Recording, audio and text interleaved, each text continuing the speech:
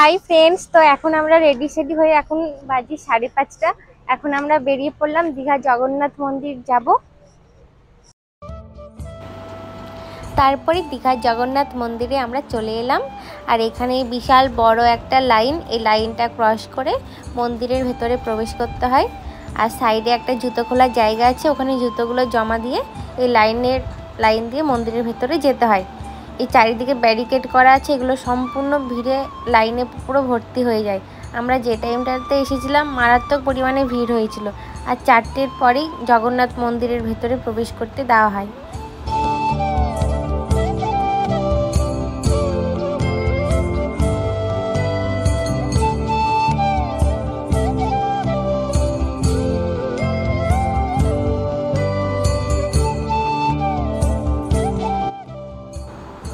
তারপর এইখানটাতে সমস্ত ব্যাগগুলো চেকিং করা হয়, তারপরে ভেতরে প্রবেশ করতে দেওয়া হয়।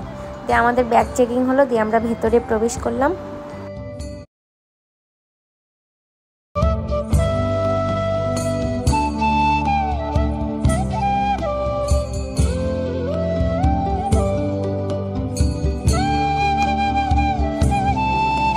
তারপরে এসেই জগন্নাথ দেবের এই জায়গাটা সব থেকে একটা আকর্ষণীয় জায়গা।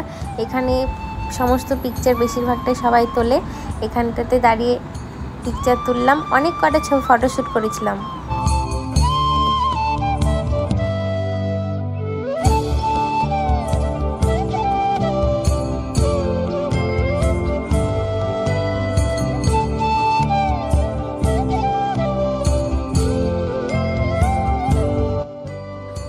তো চলো ফ্রেন্ডস, আমি আমার সাথে তোমাদেরকে জগন্নাথ মন্দিরের সমস্ত দৃশ্যটা ঘুরিয়ে দেখাচ্ছি।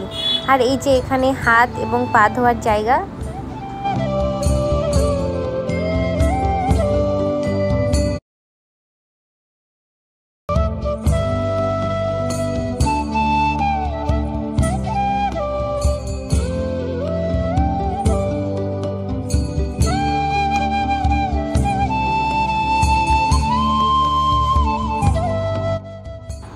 আর এই যে এই সময়টা এখন গোধূলি বেলা, দারুণ, আকাশটা সম্পূর্ণ নীল আর হালকা হালকা সন্ধে সন্ধে ভাব, দারুণ লাগছে।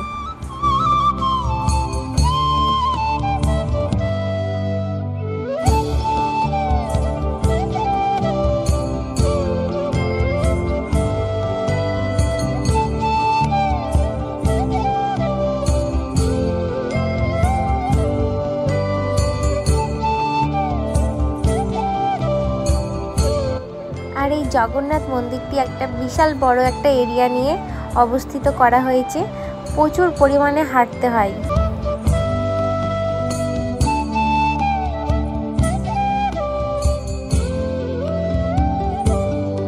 দিয়ে আমরা মন্দিরের গর্ভগৃহে প্রবেশ করছিলাম, তখন ক্যামেরা অন করতে দেয় না, ক্যামেরা বন্ধ করে ভেতরে ঠাকুর দর্শন করতে হয়। দিয়ে আমরা ঠাকুর দর্শন করে এদিকে বেরিয়ে পড়লাম। আর এইদিকে দেখো এই জলে, আর এই যে এখানে জলে পুরো পদ্মের বাগান হয়ে আছে। যখন পদ্ম ফুলগুলো ফুটবে তাহলে কতটা সুন্দর লাগবে জায়গাটা আমি ভাবছিলাম। আর কি সুন্দর দমকা হাওয়া, দারুণ লাগছিল।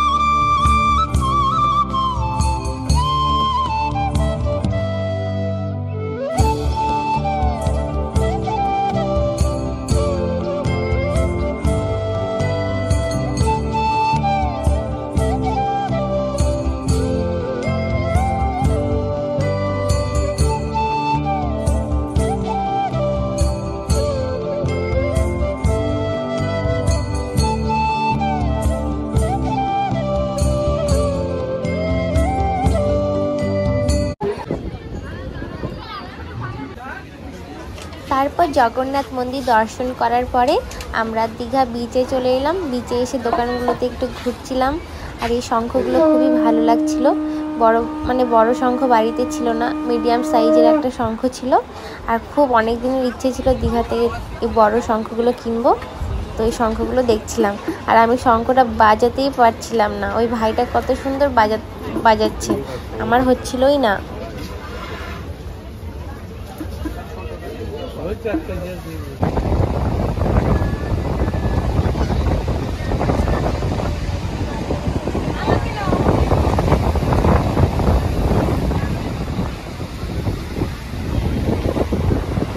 তারপরে এই সমুদ্রের ঝড়ের মতো হাওয়াটা এত সুন্দর লাগে বলে বোঝাতেই পারবো না।